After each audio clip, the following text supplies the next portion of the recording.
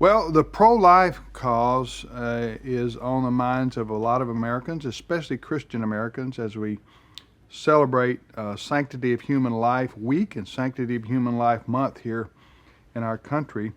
And President Trump is right in the middle of this because he is a president that made a lot of pro-life commitments when he was running for office. Abraham Hamilton III with Ed Battagliano. Ed, let's first talk about the president speaking at the, March for Life? Yeah, March for Life. That'll be tomorrow on January 24th. That's the day that is chosen because that is the day in 1973 when the Supreme Court issued its Roe v. Wade decision legalizing abortion. That's kind of the catalyst of the entire pro-life movement since then. And so what happens on that day is pro-lifers from all over the country, all over the world really, sometimes, will come to Washington, D.C.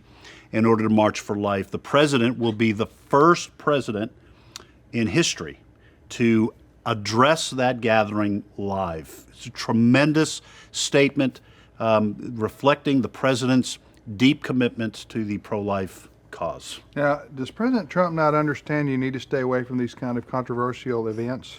Well, other Republican presidents have kind of avoided appearing live at these events. Now, I think George Bush did do a video greeting, and I'm not sure about President Reagan, but this is a big step for a president, even a Republican president, to speak live at this event.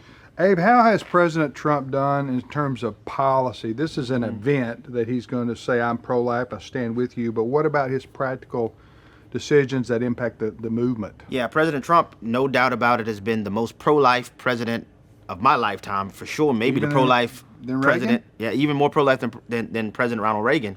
Or at least as pro-life, yeah. but maybe you would say more Yeah, so.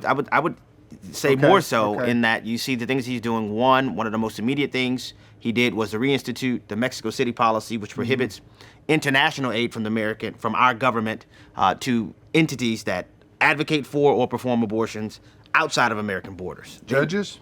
Yeah, well, I'm gonna get to that one, Okay. but even before I get there, then you have the president unilaterally defunding Planned Parenthood through Title X funding, which means that you cannot receive Title X family planning funding for any entity that advocates for or performs abortion. Yeah. And the thing that's remarkable about that is the money is still available, but in order to qualify for it, you cannot advocate or perform abortions. Then you have the president's consistent appointment of pro-life judges who interpret the Constitution based on the original meaning of the Constitution and actual words on the page. And so when you put those things together, the president's initial promises to be pro-life have been backed up by his policy positions, which are more important than the promises. Yeah. Well, we thank President Trump for staying with his pro-life commitments and promises, and hope that he will continue to do so. Thank you for joining us on Reason and Company.